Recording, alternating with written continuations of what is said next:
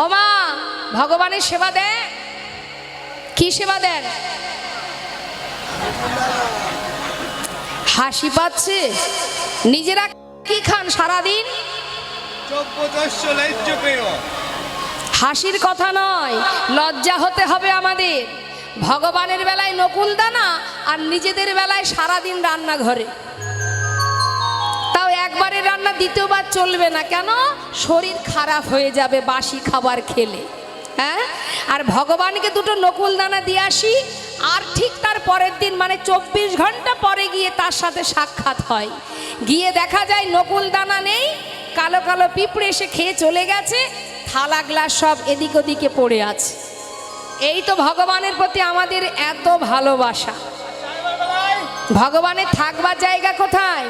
কোথায় থাকে ভগবান? ওই চিলে কোঠায় দেখবেন, ওই ছোট্ট ঘরের মধ্যে, সেখানে মাকড়সার জাল বেঁধে আছে, তার মধ্যে ভগবান বসে আছে। আর নিজেদের বাড়ি গাড়ি সব এসি আছে, চিন্তা নেই। মহাজন বললেন, নিজেদেরকে ভক্ত ভাবলেই ভক্ত হওয়া যাবে না, অত সহজ নয়। তৃণাদপি শুনেছেন তরুরীব সহিষ্ণনা আমার নিরমানদেন কীর্তনীয় সদাহরি।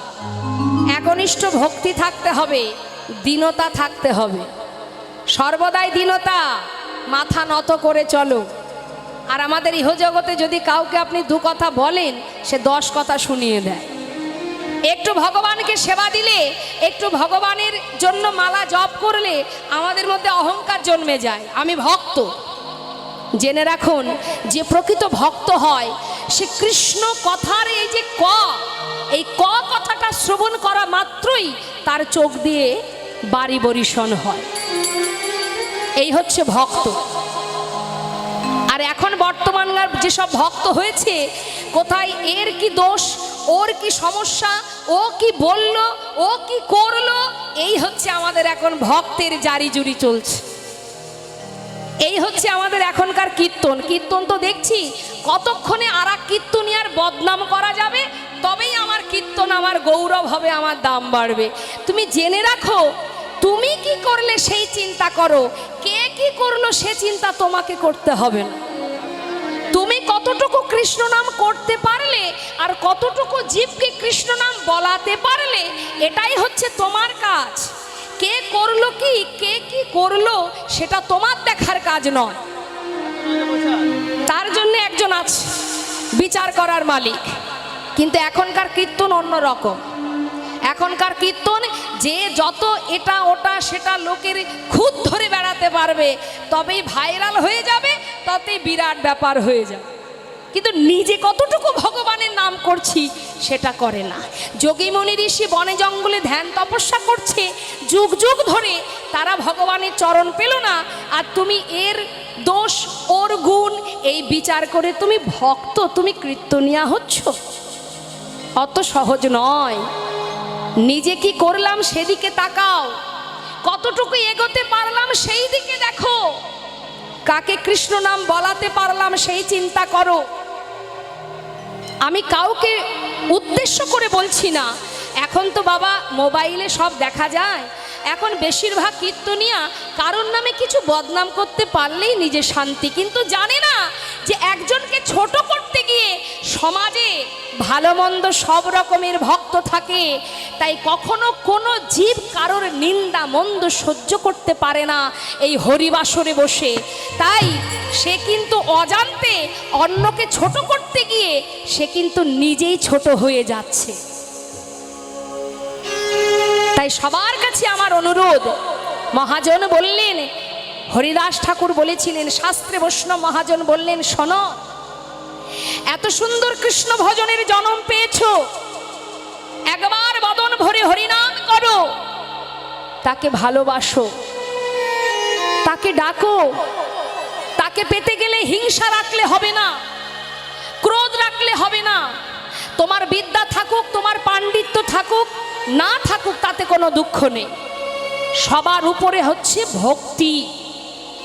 পাণ্ডিত্যের দরকার হয় না ভগবানকে পেতে গেলে, অর্থের দরকার হয় না ভগবানকে পেতে গেলে।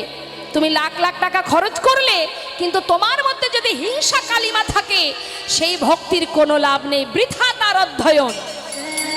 শাস্ত্রে বললেন বৃথা। কোনো লাভ নেই। লালাবাবু যত সময় জগৎ শেঠের বাড়িতে ভিক্ষা না করেছিল তত সময় বাবাজি তাকে দীক্ষা দেয়নি। বাবা জগৎ শেঠের সঙ্গে ছিল তার শত্রুতা। তাই বাবাজি বৃন্দাবনের বাবাজি কৃষ্ণচন্দ্র বাবাজি বলেছিল, লালা তোমাকে বলেছিলাম দ্বারে দ্বারে ভিক্ষা করো, তুমি সবার বাড়ি ভিক্ষা করেছো, জগৎ শেঠের বাড়িতে তুমি কেন ভিক্ষা করনি? তখন লালা বলেছিল, বাবাজি ওদের সঙ্গে আমাদের বহুদিনের বিবাদ, মানে দ্বন্দ্ব, তাই যাইনি। তখন সেই বাবাজি বলেছিল, লালা তুমি বিবাদ করেছিলে, দ্বন্দ্ব করেছিলে, সেটা ছিল যখন তুমি জমিদার ছিলে, এখন তো তুমি আর জমিদার নও, তাহলে বিবাদ থাকবে কেন?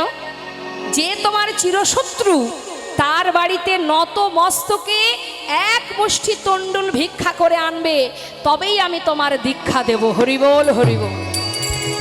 তাই ধর্মীয় কাজ করতে গেলে আপনার সঙ্গে গ্রামে কারো যদি দ্বন্দ্ব থাকে বাবা, আগে তার বাড়িতে মাথা নত করে ভিক্ষা করে আনবেন, তবেই আপনার ভগবত সেবা পরিপূর্ণ হবে। অর্থাৎ মনের ভিতর থেকে হিংসা দূর করো, অহংকার দূর করো, কালিমা সরাও, তবেই ভক্তি এখানে বসবে, না হলে বসবে না। আমাদের সবার ভিতরে শুধু হিংসা আছে, ভক্তি নেই, আছে শুধু হিংসা ভরা। কার উন্নতি হলো আমার হলো না, কার ভালো হলো আমার হলো না, এই হচ্ছে আমাদের চিন্তা।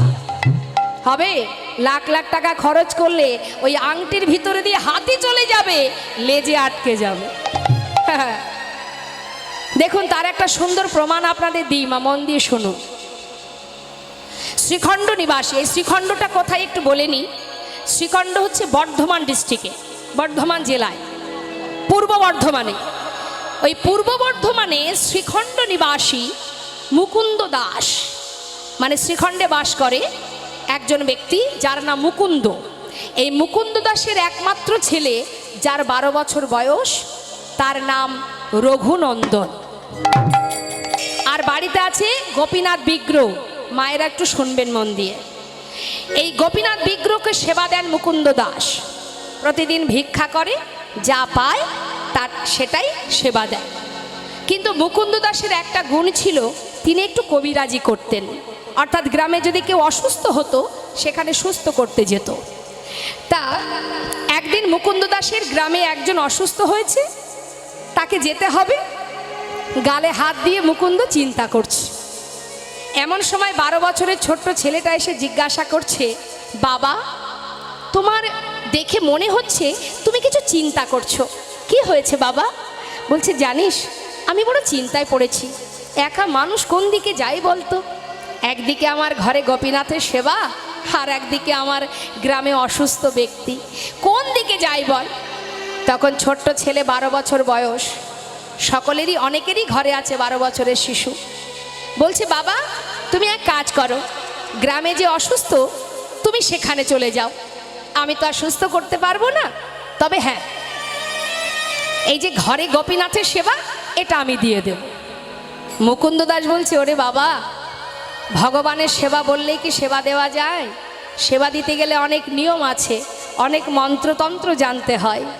তখন ছোট্ট ছেলেটি বলে উঠলেন, বাবা আমি হয়তো তোমার মতো অত মন্ত্রতন্ত্র জানি না, কিন্তু বাবা আমি যদি ওকে ভালোবেসে খাওয়াই, ও কি খাবে না? মুকুন্দ দাস মনে মনে চিন্তা করছে, সত্যি তো, কেউ যদি ভালোবেসে কাউকে খাওয়ায় তাতে আর মন্ত্রের কি বা প্রয়োজন। যাক শোন, ও রঘুনন্দন, রান্নাঘরে সব কিছু গোছানো আছে, আমি রান্নাটাও করতে পারিনি বাবা, তা তুই একটু রান্না করে সেবাটা দিয়ে দে, আর আমি চললাম, কেমন? মুকুন্দ দাস যাবার কালে বলে গেল, আমার জন্য প্রসাদ রাখবি, আমি এসে প্রসাদ পাবো। চলে গেল মুকুন্দ দাস, আর ছোট্ট ছেলে 12 বছরের রঘুনন্দন সে রান্নাঘরে গিয়ে রান্না করছে। জীবনে কখনো করেনি মা, কিন্তু বাবার দুঃখ ঘোচানোর জন্য আজ সে গোপীনাথের সেবার দায়িত্ব নিয়েছে। এখন রান্নাঘরে গিয়ে দেখছে সব কিছু ব্যঞ্জন গোছানো, কিন্তু রান্না হয়নি, সব এক পাত্রে ঢেলে দিয়ে রান্না বসিয়েছে। আর ওই মুখে বিড়বিড় করে বলছে, ও গোপীনাথ জানো তো আজ না বাবা ঘরে নেই, আজ আমি তোমার জন্য রান্না করছি, শোনো, কেমন হবে জানি না, যদি খারাপ হয় একটু কষ্ট করে খেয়ে নেবে, কাল এসে বাবা তোমাকে ভালো করে রান্না করে খাওয়াবে। সরল সুবুদ্ধি মন্ত বাবা, সে কিন্তু জানে আমি যেমন বাবার সন্তান, ওই গোপীনাথও আমার বাবার সন্তান, এটাই সে জানে। অর্থাৎ সে ভগবানকে ভালোবাসে নিজের জন, আপন জন ভেবে। এখন রান্না করে পাত্রে ঢেলে নিয়ে মন্দিরে ঢুকেছে।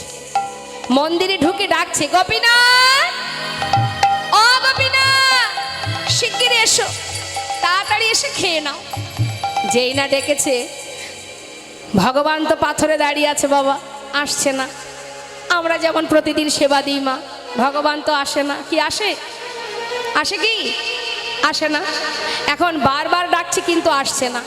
আর সে কিন্তু কোনো রকমের ডাক বন্ধ করছে না।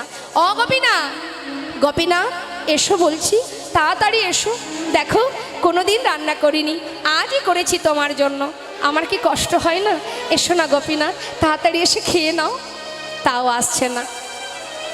কি হলো, আসছে না কেন? তবে আমার কি কোনো ভুল হলো? হঠাৎ পিছন দিকে তাকিয়ে দেখছে দরজা খোলা। ও বুঝেছি বুঝেছি, বাবা যখন তোমাকে খাওয়ায় দরজা বন্ধ করে খাওয়ায়, কিন্তু আমি তো দরজা খুলে রেখেছি, দাঁড়াও, ছুটে গিয়ে দরজাটা বন্ধ করে দিল। গোপীনাথ এবার এসো, তাড়াতাড়ি এসো। হঠাৎ তাকিয়ে দেখছে হাতে বাঁশি। আচ্ছা, বাঁশি থাকলে খাওয়া যায়, দাঁড়াও দাঁড়াও দাঁড়াও, বাঁশিটা নামিয়ে দিই। নামিয়ে দিল। ও গোপীনাথ এবার এসো, শিগগিরই এসো, জানো আমারও প্রচণ্ড খিদে পেয়েছে, তুমি খাবে তারপরে আমরা খাবো, শিগগিরই এসো, তাড়াতাড়ি এসো। আসছে না।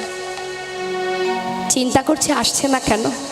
গোপীনাথ এত করে ডাকছি, তুমি শুনতে পাচ্ছ না? কি ভেবেছো তুমি আজ বাবা ঘরে নেই তাই তুমি আসবে না? শোনো গোপীনাথ, আমি যখন না খাই আমার বাবা আমাকে লাঠি দিয়ে মেরে মেরে খাওয়ায়। যদি তুমি ভালো চাও এসো, না হলে দাঁড়াও। ছুটতে ছুটতে বাইরে গিয়ে একটা লাঠি জোগাড় করেছে মা। জোগাড় করে ঘরে মন্দিরে ঢুকে বলছে, গোপীনাথ যদি ভালো চাও চলে এসো, আর তা না হলে এই লাঠি দিয়ে না আমি তোমাকে মেরে মেরে নিয়ে আসবো। ভগবান কি আর থাকতে পারে পাথরের মধ্যে? এমন ভালোবাসা পেয়ে আর কঠিন হয়ে থাকতে পারছে না। মনে মনে বলছে, ভক্ত আমাকে তুমি এত ভালোবাসো, আমার জন্য লাঠি এনেছো আমাকে মারবে বলে। কতখানি ভালোবাসা থাকলে ভক্ত ভগবানকে লাঠি দেখাতে পারে। আর ডাকতে হবে না, আমি চলে এসেছি। বিগ্রহ থেকে সচল মূর্তি ধারণ করে পাতা আসনে এসে বসেছে। পাতা আসনে যেই না বসেছে, মনে মনে রঘুনন্দন বলছে, দেখেছো যেই না লাঠির ভয় দেখিয়েছি আর ভয়ে চলে এসেছে। তাড়াতাড়ি খেয়ে না, বাবা ঘরে নেই। একটুখানি যেই না বদলে দিয়েছে, জিজ্ঞাসা করছে, কেমন হয়েছে গোপীনাথ? ভালো হয়েছে তো, একটু কষ্ট করে খাও, কাল বাবা ভালো করে রান্না করে খাওয়াবে। মনে মনে ভগবান বলছে, ভক্ত তুমি জানো না, ভক্ত যদি ভালোবেসে রন্ধন করে সে যে কি সুস্বাদু, সে যে কত স্বাদ, সে যে আমার কাছে অমৃত। কারণ ভক্ত রান্না করেছে আমার জন্য, সেটা খারাপ হবে কেমন করে? সেবা করছে বহুদিন পর, ভক্তের হাতে রান্না পেয়ে ভগবানের কারোর কথার মনে নেই। নিজের মতো সেবা করতে করতে করতে করতে পাত্রে প্রায় ফুরিয়ে গেছে। অবশিষ্ট শেষে যতটুকু ছিল, যেটা গালে দিতে যাবে এমন সময় হাতটা চেপে ধরেছে গোপীনাথ। মুখে দিতে যাবে, হাত চেপে ধরেছে। উঠে যাও, ওঠো বলছি। কি এই তো ডেকে ডেকে নিয়ে এলে, আবার তাড়িয়ে দিচ্ছ কেন? দেব না? তুমি জানো না সবই তো তোমাকে দিয়েছি, এখনো আমি খাইনি, বাবা খাইনি, আমাদের জন্য একটু রেখে দাও, সবই যদি খেয়ে নেবে আমরা কি খাবো বলো। ভগবান বলছে, জানো ভক্ত, বহুদিন পর তোমার হাতে রান্না পেয়ে আমার আর কারোর কথা মনে ছিল না। ঠিক আছে, আমার হাতে যেটুকু আছে এটুকু আমি তোমার জন্য রেখে গেলাম। বেশি তো ছিল না মা, অবশিষ্ট যেটুকু ছিল নিজে খেয়ে ভালো করে পাত্রটা ধুয়ে তুলে রেখেছে। আর ভগবান বিগ্রে মিলিত হলেন। আর এদিকে যথাসময়ে তার পিতা মুকুন্দ দাস সে গ্রামের কাছ থেকে ঘরে ফিরেছে। কিরে রঘুনন্দন, ও রঘুনন্দন, বলো বাবা। কিরে, ঠিকঠাক সেবাটা দিয়েছিস তো? হ্যাঁ হ্যাঁ, তোমার চিন্তা করতে হবে না। যাক, আমাকে এবার একটু প্রসাদ দে বাবা, আমার বড্ড খিদে পেয়েছে। আজ আর প্রসাদ নেই বাবা। কেন প্রসাদ নেই? কেন, কোনো ভক্ত এসেছিল বাড়িতে? কেউ আসেনি, তাহলে প্রসাদ কি হবে? কি আর হবে, সবই তো তোমার ওই গোপীনাথ খেয়ে নিচ্ছিল।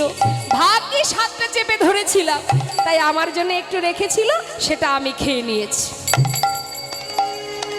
মুকুন্দ দাস মনে মনে চিন্তা করছে, প্রতিদিন আমি সেবা দিই, কোনোদিন খাই না, আজ আমি ঘরে নেই আর আমার ছেলে খেয়ে নিল, আহা গোপীনাথ খেয়ে নিল। না, এটা তো হতে পারে না। সে কি করে খাবে? সে তো পাথর, সে নড়তে পারে না, চলতে পারে না, কথা বলতে পারে না। আমার ছেলে নিজে খেয়ে ওই বিগ্র গোপীনাথের নামে দোষ দিচ্ছে। যার যেমন ভাব তার তো তেমনই লাভ। সে জানে ওটা পাথরের বিগ্রহ, আর সন্তান জানে যে ওটাও আমার বাবার এক সন্তান। তাই সে দেখা পেল, বাবা পেল না। এবার মুকুন্দ দাস মনের সন্দেহ দূর করার জন্য ছেলেকে বলছে, যাক তুই তো ভালো সেবা দিতে শিখেছিস, তবে বাবা কালও আমাকে যেতে হবে গ্রামের কাজে। তা তুই এক কাজ করিস, রান্না করতে হবে না, গোপীনাথ নাড়ু খেতে ভালোবাসে, তুই একটু নাড়ু ভোগ দিয়ে দিবি, কেমন? ঠিক আছে বাবা, চিন্তা করো না, তুমি চলে যাও। পরের দিন সকাল হতে না হতেই মুকুন্দ দাস চলে গেল নিজের কাজে। কোন কাজ? গ্রামের কাজ নয়, দেয়ালে মানে মন্দিরের পিছনে দেয়ালে কান পেতে আছে। কেন গো মা? আজ মনে মনে ভাবছে মুকুন্দ যে আমি শুনবো আমার ছেলে যখন মন্দিরে ভোগ নিবেদন করতে যাবে, সেখানে আমার সন্তান ছাড়া আর কেউ মন্দিরে কথা বলে কিনা, কান পেতে আছে। আর এদিকে ছোট্ট ছেলে রঘুনন্দন পাত্রে নাড়ু সাজিয়ে নিয়ে মন্দিরে ঢুকেছে। মন্দিরে ঢুকে ডাকছে, গোপীনাথ, ও গোপীনাথ, চিনতে পারছো? কাল এসেছিলাম, আজ কিন্তু আর ডাকতে পারবো না, তাড়াতাড়ি এসে খেয়ে নাও। তুমি নাকি নাড়ু খেতে ভালোবাসো, তাই বাবা তোমার জন্য নাড়ু পাঠিয়ে দিয়েছে। মনে মনে ভগবান চিন্তা করছে, ভক্ত কেউ যদি আমাকে ডাকার মতো একবার ডাকতে পারে, সারা জীবন ডাকা লাগে না। ডাকার মতো যদি একবার ডাকে, আর সেই কণ্ঠ যদি একবার আমার কর্ণে পৌঁছায়, ভক্ত আমাকে ভুলে গেলেও আমি ভক্তকে ভুলি না। তাই তোমাকে আর ডাকতে হবে না, আমি নিজেই স্বয়ং চলে আসছি। পাতা আসনে এসে বসেছে, জিজ্ঞাসা করছে গোবিন্দ, আহা গোপীনাথ, ও রঘুনন্দন, নাড়ু কে করেছে? আমার বাবা করেছে। মনে মনে বলছে, বাবাই করুক আর যেই করুক, আমার ভক্তের হাতে ছোঁয়া তো লেগে আছে, সেবা করছে। আর এদিকে রঘুনন্দন ভাবছে, কালকের মতো দাঁড়িয়ে থাকি আর একটা একটা করে সব খেয়ে নি, আজ আর হতে দেব না, আজ ও খাবে, আমিও আমার ভাগেরটা খাবো। এই ভেবে একটা নাড়ু তুলে নিয়েছে, তুলে নিয়ে মুখে দিয়েছে মা। অর্ধেকটা খেয়েছে, খাওয়ার পরে যেই ভালো লেগেছে, আর বাকি এঁঠো ওই অর্ধেক নাড়ু গোপীনাথের মুখের কাছে ধরেছে। খেয়ে দেখো গোপীনাথ, আমার বাবা করেছে, কত সুন্দর হয়েছে, কি সুস্বাদু, খেয়ে দেখো। হাতে এঁঠো নাড়ু দেখে ভগবান নয়নের জলে বুক ভাসিয়ে কাঁদছে, আর মনে মনে বলছে, ভক্ত তোমার বদনের এঁঠো নাড়ু আমাকে খাওয়াতে তোমার দ্বিধা হচ্ছে না। কত ভালোবাসলে নিজের বদন থেকে এঁঠো খাবার ভগবানের বদনে দেওয়া যায়। এখন গোপীনাথকে কাঁদতে দেখে মনে মনে বলছে, গোপীনাথ তুমি কাঁদছো কেন? জিজ্ঞাসা করছে, ও গোপীনাথ, আমি এঁঠো নাড়ু তোমায় দিয়েছি তাই কাঁদছো? না, আমি সেজন্যে কাঁদছি না। তাহলে কাঁদছো কেন? আমি যদি তোমার এঁঠো নাড়ু সেবা করি, তাহলে তুমি কি আমার দেওয়া নাড়ু সেবা করবে? বেশ, তাহলে তুমি আমাকে খাইয়ে দাও, আমি তোমাকে খাইয়ে দিই। ভগবান তার প্রসাদী নাড়ু দিচ্ছে ভক্তের বদনে, আর ভক্ত তার এঁঠো নাড়ু দিচ্ছে ভগবানের বদনে। ভক্ত ভগবানের মধুর মিলন, মধুর প্রেম, মধুর ভালোবাসা দেখবার জন্য মুকুন্দ ছটফট ছটফট করছে। সে মনে মনে ভাবছে, কে? আমার সন্তান ছাড়া আরো একজনের কণ্ঠ শোনা যায়, তবে কে সে? ছুটে এসে মুষ্টাক হাতে দরজা খুললেন, আর যেই না দরজা খুললেন, সঙ্গে তার আগেই ভগবান অর্ধনাড়ু হাতে নিয়ে বিগ্রে মিলিত হয়ে গেল। যার হাতে ছিল বাঁশি, তার হাতে অর্ধনাড়ু দেখে মুকুন্দ দাসের সন্দেহ দূর হয়ে গেল। ছুটে গিয়ে নিজের পুত্রকে বুকের মধ্যে জড়িয়ে ধরলেন আর বললেন, রঘুনন্দন, যাকে আমি ভালোবেসেছি পাথর ভেবে, তুই তাকে ভালোবেসেছিস নিজের জন ভেবে, তাই তার দেখা তুই পেলি, আমি পেলাম। যারা শ্রীখণ্ডে যাননি দর্শন করে আসবেন, আজও গোপীনাথের অঙ্গে হাতে সেই অর্ধনাড়ু আছে। শাস্ত্রে কি বললেন? বললেন, অদ্যাপি শ্রীখণ্ডপুরে অর্ধনাড়ু আছে করে, দেখেন যত ভাগ্যবান জনে, শ্রী রঘুনন্দন যে অভিন্ন মদন, সে উদ্ভব দাস রসভনে। আজও সেই অর্ধনাড়ু হাতে করে নিয়ে দাঁড়িয়ে আছে। দেখে আসবেন নাড়ু খাওয়া গোপীনাথকে। হরিবল হরিবল। তাই মাগো, আজ শাস্ত্রে বললেন যে ভালো যদি কেউ অন্তর থেকে বাসতে পারে, নিজের অন্তর থেকে, সেটাকে হলো প্রকৃত ভালোবাসা। তাই আজ সেবা দিলেন ভগবান গোপীনাথকে, গৌরহরিকে সেবা দিলেন গোবিন্দ ঘোষ। সেবা দেওয়ার পর বলছে, গোবিন্দ, সেবার পর কি দিতে হয় জানো? না প্রভু, দাও আমাকে মুখশুদ্ধি দাও। মুখশুদ্ধি? হ্যাঁ দাও। কি মুখশুদ্ধি চাই জানো না? একটা হরিতকি। ঠিক আছে প্রভু, তুমি বসো, আমি এক্ষুনি ভিক্ষা করে আনছি। এই বলে গোবিন্দ ঘোষ এবার মুখশুদ্ধি ভিক্ষা করতে যাচ্ছে। মুখশুদ্ধি মাগিবার তরে গোবিন্দ চলিল, মুখশুদ্ধি মাগিবার তরে গোবিন্দ চলিল, মুখশুদ্ধি মাগিবার তরে গোবিন্দ চলিল। দুইটি হরিতকি মাগিয়া লইল, দুইটি হরিতকি মাগিয়া লইল, দুইটি হরিতকি মাগিয়া লইল। আমার দুটো হরিতকি ভিক্ষা করেছে। ভিক্ষা করে এবার ছুটতে ছুটতে আসছে। পূর্বস্থলিতে প্রভু আছেন, সেখান থেকে গ্রাম 3 ক্রোশ পথ। ওই 3 ক্রোশ ছুটতে ছুটতে গ্রামে গিয়ে ভিক্ষা করে আবার ফিরে আসছে, মানে 6 ক্রোশ। ফিরে আসবার সময় গাছের গোড়ায় বসে বিশ্রাম করছে গোবিন্দ ঘোষ। বিশ্রাম করতে করতে হঠাৎ মনে পড়ে গেল, তাই তো আজকে যেমন প্রভু মুখশুদ্ধি চাইলেন, কাল যদি আবার কোথাও গিয়ে বলে গোবিন্দ মুখশুদ্ধি দাও, এক কাজ করি, দুটো হরিতকি প্রভুকে দিয়ে কাজ নেই, একটা আমার কাছে থাক আর একটা প্রভুকে দেব। সে তো আর জানছে না আমি কি দিয়ে কি করছি। ভাবুন, তার কি কিছু জানতে বাকি থাকে মা? হ্যাঁ, যিনি এখানে বসে আছে, এটাই গোবিন্দ ঘোষের ভুল। সে কি করলো, একটা নিজের কাছে রেখে দিল আর একটা এসে প্রভুর হাতে দিল। ও প্রভু, এই নাও ধরো। কি করব বলো, অনেক রাস্তা, একটু দেরি হয়ে গেল। ঠিক আছে নাও, প্রভুর হাতে দিল। প্রভু কিন্তু সবই জানেন, কিন্তু কোনো কথা বললেন না। কিছু সময় বিশ্রাম করে গোবিন্দকে বললেন, ও গোবিন্দ, তাহলে আর দেরি কেন, চলো যাত্রা করি। মনে মনে ভাবলেন, ভক্ত, তুমি যখন আজ সঞ্চয় করেছো, তাহলে তোমার সঙ্গ আমি আর করতে পারবো না, এবার তোমাকে ত্যাগ করতে হবে। তাই ত্যাগ করবার জন্য আমার গৌরহরি এবার যাচ্ছে কোন দিকে? ঘুরতে ঘুরতে যাচ্ছে মা, আর গাইতে গাইতে যাচ্ছি। কি গাইছি? ভক্তরা সবাই মিলে গাইছে, হরি চরণ সারি করেছি, হরি হরি বলবো তার, হরি চরণ সার করেছি, হরি হরি বলবো তাই। আমি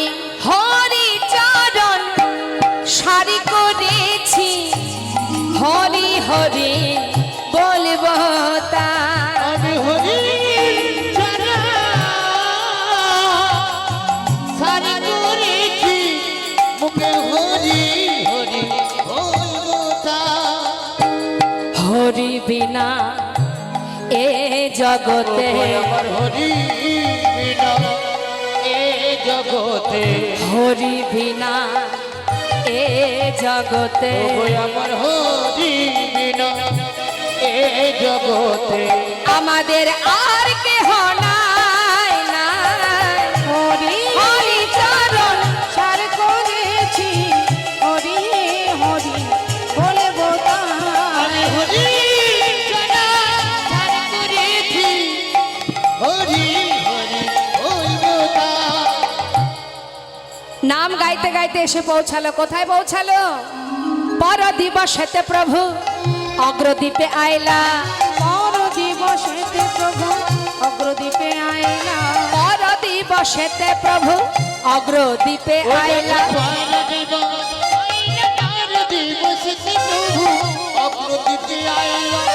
অগ্রদ্বীপটা কোথায়? যদি আপনি নবদ্বীপ থেকে কাটোয়ার দিকে যান, ওই কাটোয়ায় যাবার আগে অগ্রদ্বীপ পড়ে, যেখানে গোবিন্দ ঘোষের ঘর। সেই অগ্রদ্বীপে এসে বলছি গৌর হরি, অগোবিন্দ কোথায় এটা? এখানে বলো, এখানে বলো। অগ্রদ্বীপ, এখানেই আমার বাড়ি। ও এখানে তোমার বাড়ি, এখানে ঘর, বেশ।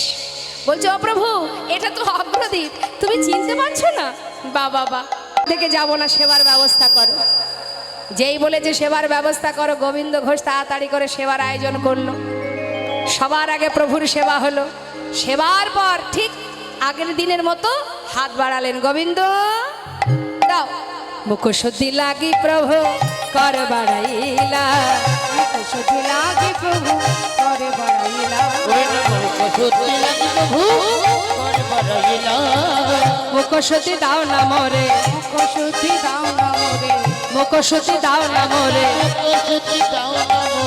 ভজনের ওই অবশেষে মুখশুদ্ধি দাও না মোরে, ভোজনের ওই অবশেষে মুখশুদ্ধি দাও না মোরে, মুখশুদ্ধি লাগি প্রভু।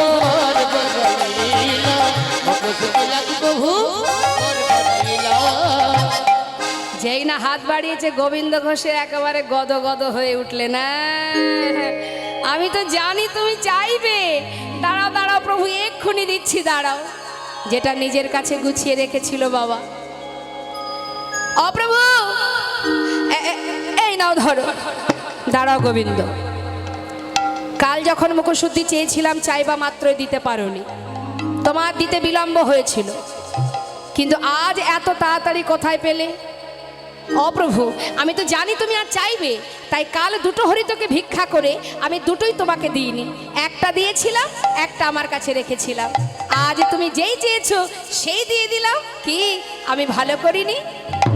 বাহ, চমৎকার চমৎকার গোবিন্দ। এতদিন আমার সঙ্গী হয়ে তুমি এই শিক্ষা পেয়েছো?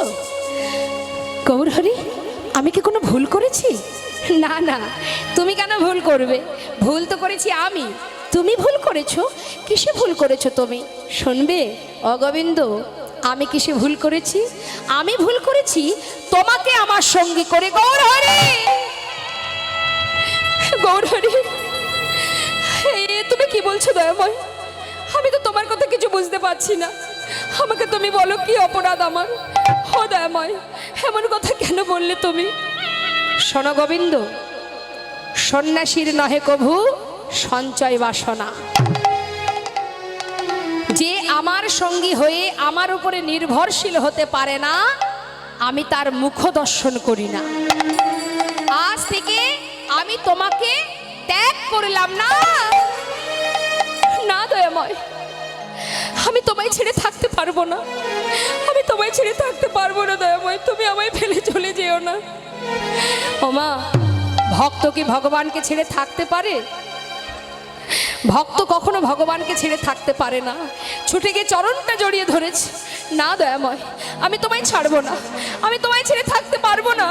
চরণটা জড়িয়ে ধরে কাজ আর বলছি, তুমি পতি পাবন হরি হে,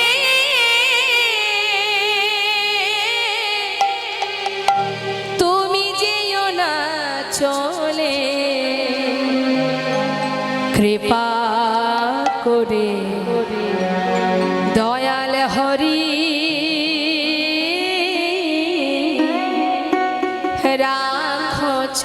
চরণে।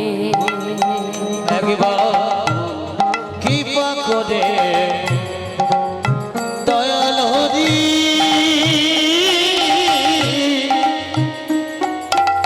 তুমি রাখো চরণে। শুনেছি তুমি নাকি দয়াল শিরোমণি প্রভু গো। শুনেছি তুমি নাকি দয়াল শিরোমণি প্রভু গো। শুনেছি তুমি নাকি দয়াল শিরোমণি পাবয়। শুনেছি তুমি নাকি দয়াল শিরোমণি। নাম প্রচারিতে এলে তুমি প্রেমের খনি। ঠাকুর তুমি প্রেমের খনি, ঠাকুর তুমি প্রেমের খনি। দিবানিশি রই আমি তোমার শরণে প্রভু গো। দেবাদেশী রই আমি প্রভু তোমারি শরণে। কৃপা করে দয়াল হরি রাখো চরণে। একবার কৃপা করে দয়াল হরি রাখো চরণে। গৌর হে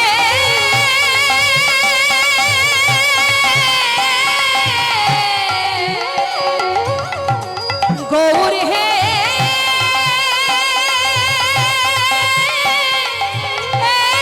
গৌর হে গৌর হে গৌর হে গৌর হে,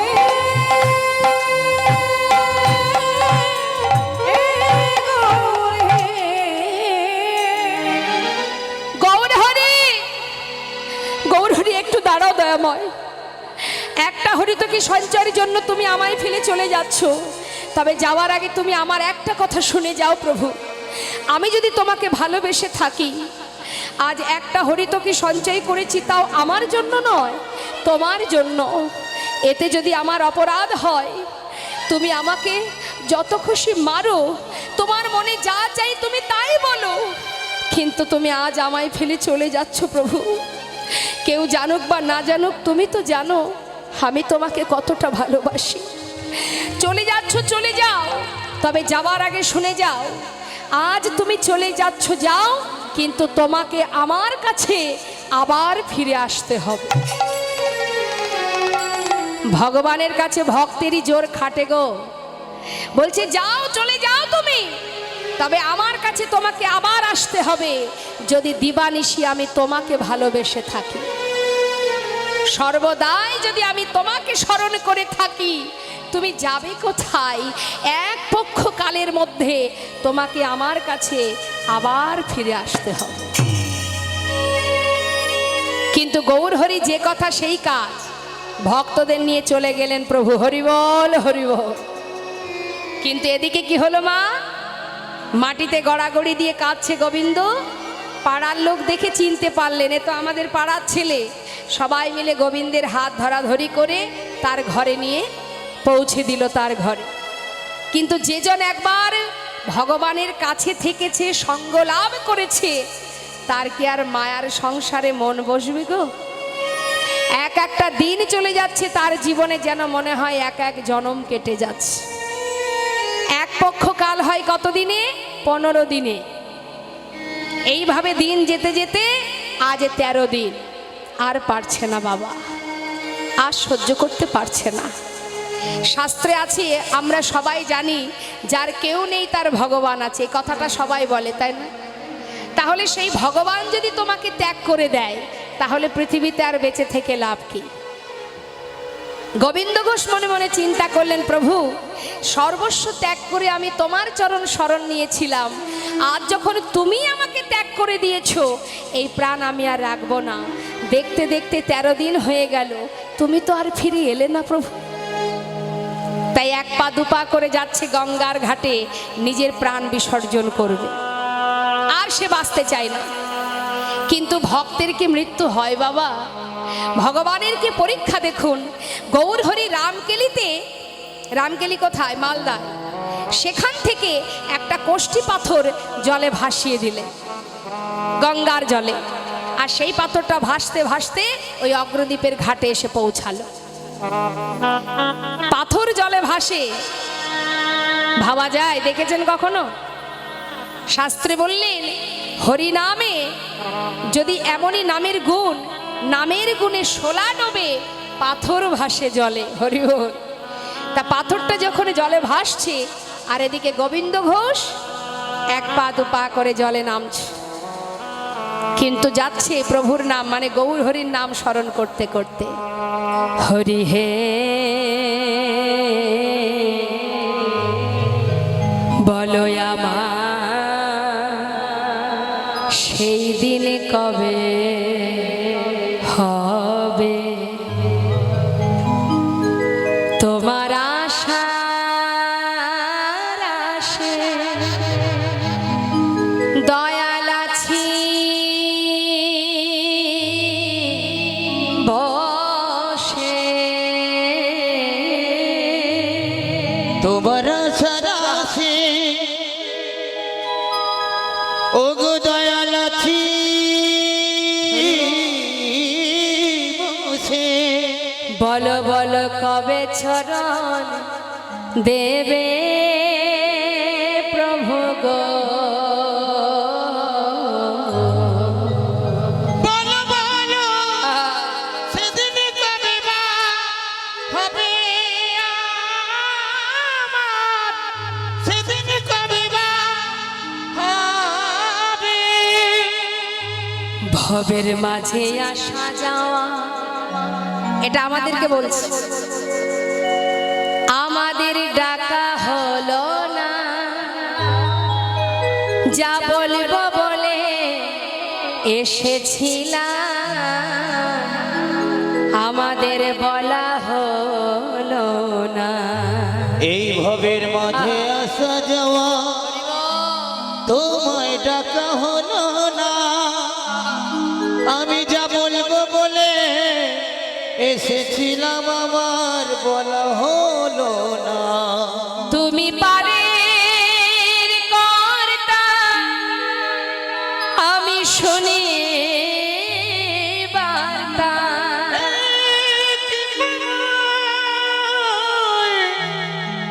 করুণা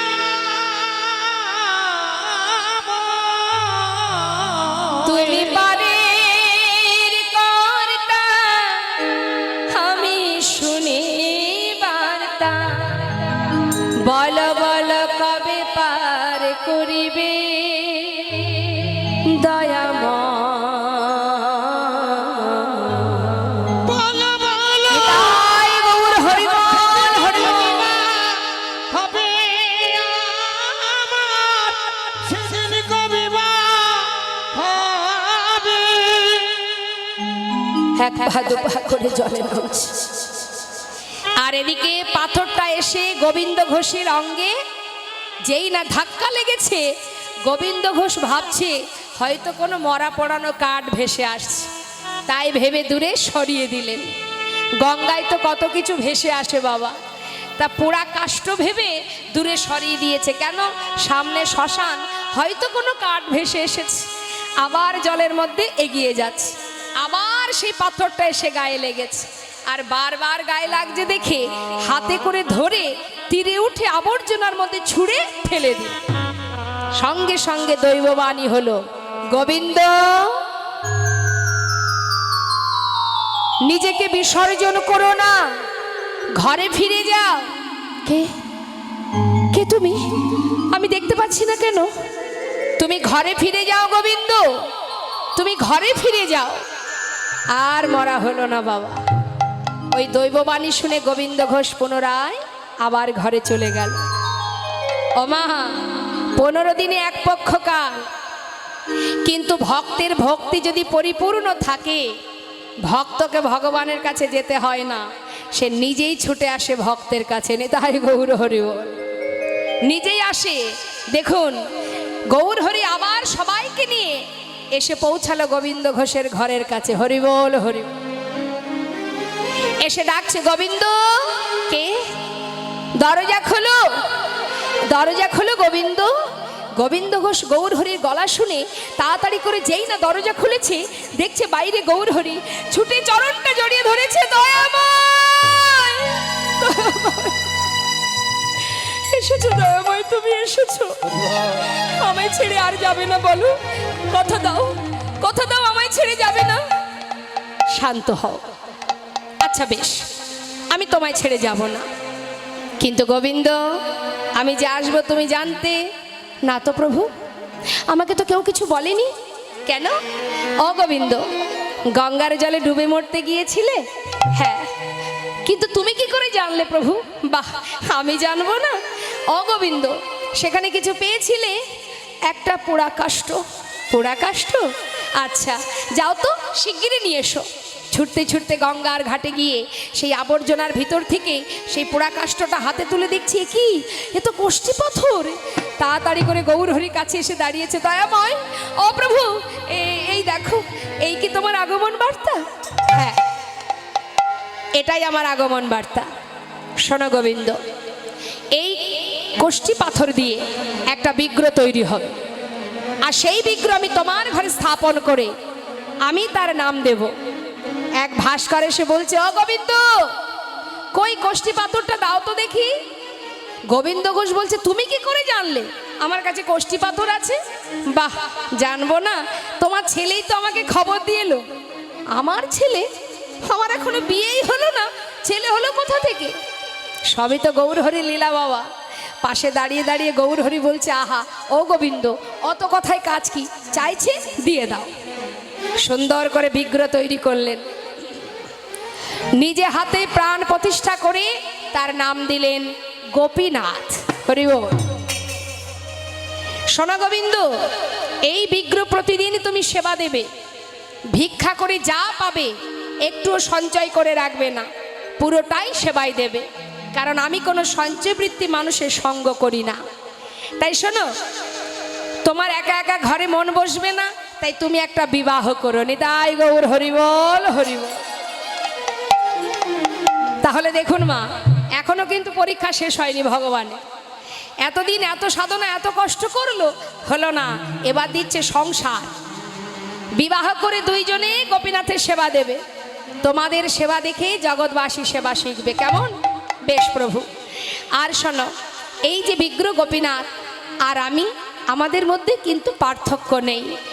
আমাদের আর গোপীনাথে একই অঙ্গ হয়, গোপীনাথের সেবা দিলে আমি পাইব নিশ্চয়।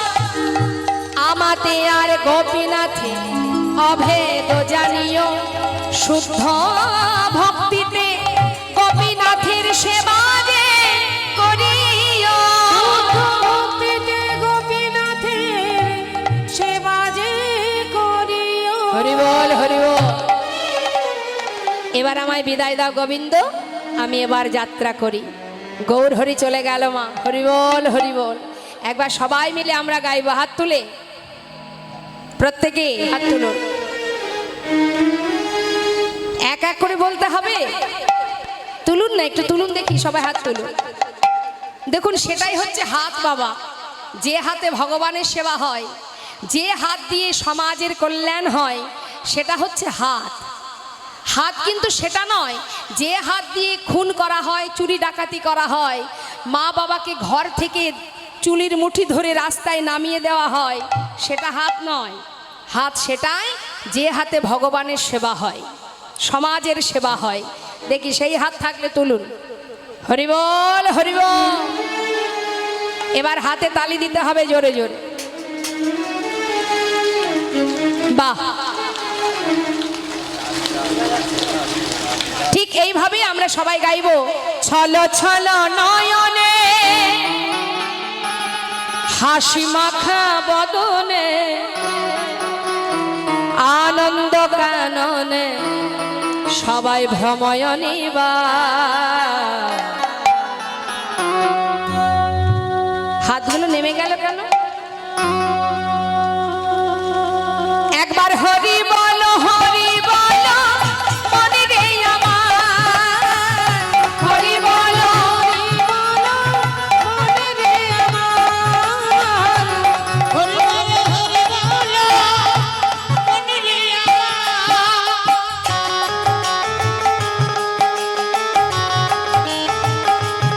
আস্তে আস্তে আস্তে জানেরা। আচ্ছা একটু হাতটা নামান, একটু বলে নি। যারা দাঁড়িয়ে আছেন হাত গুটিয়ে, কেউ পিছনে হাত, যে যেখানে আছেন দাঁড়িয়ে আছেন, বসার জায়গা আছে, যদি না বসেন আমাদের তো কিছু করার নেই। কমিটির ভক্তরা অনেক বড় আসন করে দিয়েছে, এখন যদি দাঁড়িয়ে থাকেন থাকতে পারেন, অসুবিধা নেই, কিন্তু হাত সবাইকে তুলতে হবে, সবাইকে তুলতে হবে। পকেটের মধ্যে হাত ঢোকালে হবে না। পরের জন্মে যদি আবার হাত না পাই বলা যায়, এ জন্মে পেয়েছি, যদি পরের জন্মে না পাওয়া যায়। হ্যাঁ দেখুন, হাতে তালি দেওয়ার অনেক গুণ আছে, একটু বলিনি বাবা। হাতে তালি দিলে কি হয়? হাতে তালি দিলে আমাদের শরীরের অলসতা জড়তা কেটে যায়। দেখবেন জোরে জোরে হাতে তালি দিলে মনের ভিতরে একটা আনন্দ হয়। আরো গুণ আছে, সেটা কি? হাতে তালি দিলে, যদি হাতে জোরে জোরে তালি দেন তাহলে শরীরের একটা প্রাণায়াম হয়ে যায়। ওই যে রামদেবজি বলেছে না, শরীরের রোগ সেরে যাবে জোরে জোরে হাতে তালি দিলে।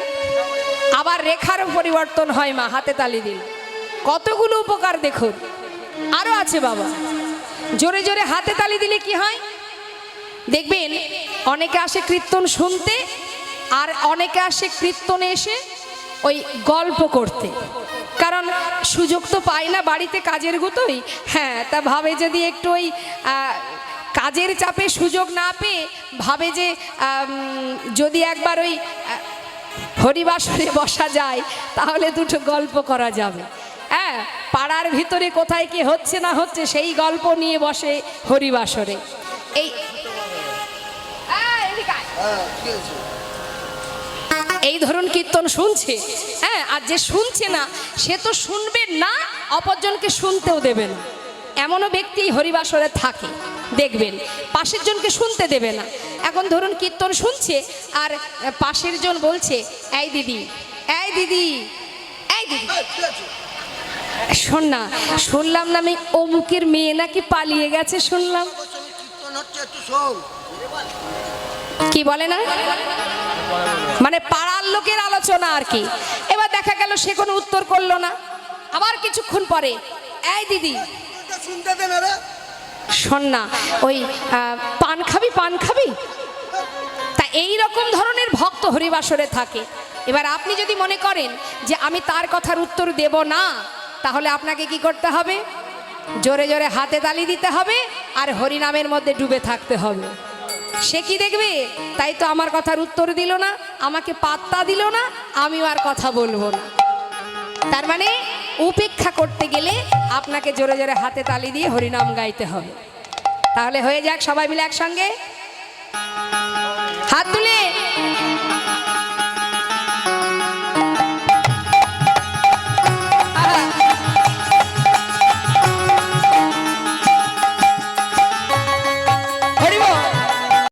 কৃষ্ণ নাম করতে বসে সুখ খুঁজে বেড়ায়, সুখে সুখে কৃষ্ণ নাম। যদি শুয়ে শুয়ে খেতে পারতাম ভালো হতো না? বসে খাওয়ার কি দরকার, শুয়েই খাবো। জয় নিতাই। আর নয়, আর নয়। কার হাতে কতটুকু সময় আছে জানেন? মাত্র 7 দিন আমাদের পরমায়ু। কি ঠিক বলেছি কি না? আয়ু আমাদের 7 দিন, জেনে রাখুন। এর মধ্যেই আমাদের মরে যেতে হবে। কি হলো, আজে বাজে কথা হলো? 7 দিন পরমায়ু কিনা একবার বিচার করুন মা। 7 দিনে 1 সপ্তাহ, এই 1 সপ্তাহটাই তো আমাদের জীবনে বারবার ঘুরে ঘুরে ঘুরে ঘুরে আসছে, তাই না? তাহলে আয়ু তো বাবা ওই 7 দিনই। তার মধ্যেই একদিন আমরা চলে যাব। তাহলে এই 7 দিন আমাদের যদি থাকতে হয়, তাহলে আমাদের কাজ কি কি করতে হবে শুনুন কি বলছে। যদি রবি মানে যদি থাকতে চাস, রবি মানে রবিবার নয়, যদি রবি মানে যদি থাকবি, তাহলে রবিবারের পরের দিন কি, তাহলে সমঝে চল। আর যদি সমঝে চলিস, তাহলে পরের দিন কি, মঙ্গলবার মানে মঙ্গল হবে। আর যদি তোর মঙ্গল হয়, পরের দিন বুধবার মানে বোধগম্ব হবে। আর যদি বোধগম্ব হয়, পরের দিন বৃহস্পতিবার অর্থাৎ তোমার গুরু কৃপা হবে। আর যদি গুরু কৃপা হয়, তারপরের দিন তাহলে শুক্র তোমার সহায় হবে। আর শুক্র যদি সহায় হয়, পরের দিন কি, শনিবার মানে শনির দশা কেটে যাবে।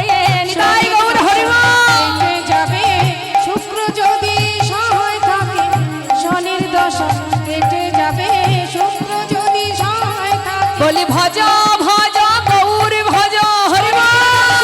কেটে যাবে ভজ ভজ গৌর ভজ, শনির দশা কেটে যাবে, শনির দশা কেটে যাবে।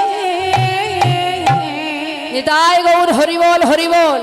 সময় করিয়া পথটি ধরিয়া যেবা চলে দ্রুত গতি, সময়ের শেষে অনায়াসে সে যেন চলে যায় আপন বাসন। তুলবি যদি ছানা মাকাল সকালে তোল, শিশুকালে কৃষ্ণ ভজন, বৃদ্ধতে ভজনেতে বাধাই গণ্ডগোল। আমরা ভগবানকে কখন ডাকি, যখন বিপদে পড়ি। বিপদে পড়লে মন্দিরের কথাটা আগে মনে পড়ে যায়, যে বাবা রক্ষা করতে পারবে না, ছেলে পারবে না, স্বামী পারবে না, কেউ পারবে না, পারলে একজনই পারবে, যায় সেখানেই যায়, মানে মন্দিরে। হরি বল। তার মানে বিপদে পড়লে তখন আমরা ভগবানকে ডাকি। আর বিপদ থেকে একবার উদ্ধার হয়ে গেলে তখন কে ভগবান, কোথায় ভগবান, সময় নেই। মায়েরা একটু বলুন, এখানে যে ভক্তরা আছেন